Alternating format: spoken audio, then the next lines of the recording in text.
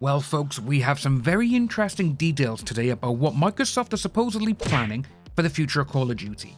We also got some news on perks that are causing issues in zombies. So let's jump on in. Our first story of the day, Microsoft is supposedly making a committee that will basically control how the COD games are moving forward. Coming from Ghost of Hope on X, Microsoft has set up a new committee under Activision for Call of Duty that will control features and systems at the franchise level and let the studios make suggestions. So whether something like Omni Movement, which is new to the franchise, survives past this year, will be decided not by Infinity Ward or Treyarch, but by this committee. Studios are being told not to innovate in areas like the user interface, prestige, certain gameplay features, etc., but rather to focus on innovating on maps, modes, storytelling, as that is where they want the creativity to come from. With this, I am two minds about it. One, it could work really well, as it will make the studios focus more on telling a great story and making multiplayer maps more fun and engaging like they used to be, instead of just taking a map from story mode and being, oh yeah, we'll just have this, one team start by here, another team by there. They could actually make these absolutely spectacular. Imagine getting the prestige campaigns again, like we used to with the original Modern Warfare trilogy and the first 3 Black Ops. But for me though, this is where I'm currently heading, and it's the second part. It could go bad in so many ways. The studios could come up with some really good ideas, and this committee could be a bit like, yeah, we don't like that one, no, we don't want it in there. And that is going to just kill the morale of the actual developers. But imagine if this committee was actually around back in the early days, when Jesse Snyder suggested zombies. There is no way in hell that mode would be around if this committee was back then. It would be like, nope, that's it, we don't like it, stupid idea. Hell, Jesse was even told that back then by Dan Bunting, one of the producers. No, it's too risky, it'll cost too much, it's not going to work. But Jesse worked on it. He worked on it after hours as well, on his weekends and everything else. And when he showed it to people, they all loved it. This day and age, that wouldn't happen. They wouldn't give him the time, or to whoever it is, to go and be like, okay, go and make a little game and tell us how it's going to look. It wouldn't be like that. You could go in, see the committee, guys, I got a great idea for XYZ game. They could go, nope, don't like that, it's not going to work, don't do it. And that's the end of it. That would literally be the end of it. That developer would just go back to their desk and carry on working on whatever they were assigned to. That's where my issue is.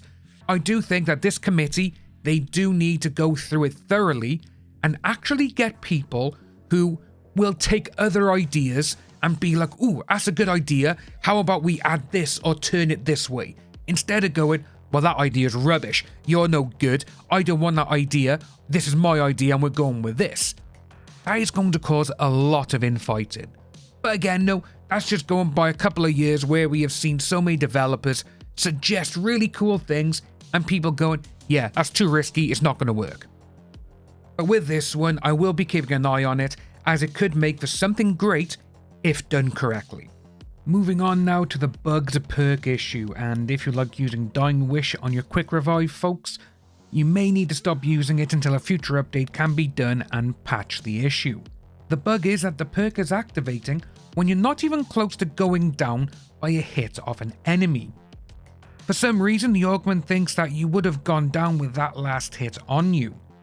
For this issue, it seems to be that plate armor is not being taken into consideration by the game mechanics of the Dying Wish augment when you're being hit by zombies. As you can see here on screen, Line of God posted this video to Reddit where they demonstrate the bug. Before buying Quick Revive, they are immune to friendly explosions as they have Flopper, but when they buy Quick Revive and use the grenades again, they lose most of their health, and also Dying Wish is activated and they've lost the perk.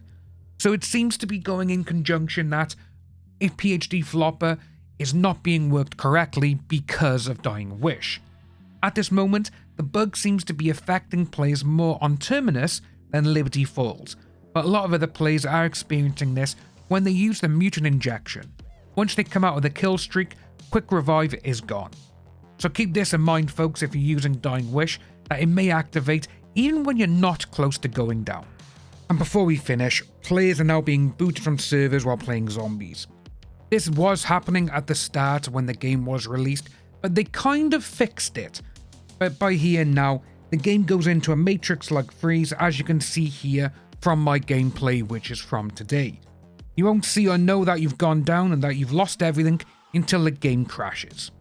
This is one of those moments which are very annoying, as I was on round 36, over 1900 kills, and went from rank 15 to rank 29 as I had double XP working, and I got nothing. It didn't even record my progress. No level, weapon, or battle pass, nada. And it only put me up to rank 23. I started at 15, I saw in-game it went to 29. I have gotten in touch with Call of Duty via DM on X, so I will be keeping an eye on that, but let us know below if this happened to you. How did you fix it? Did you get in touch with them? Let us know, folks, and until next time, keep killing those zombies.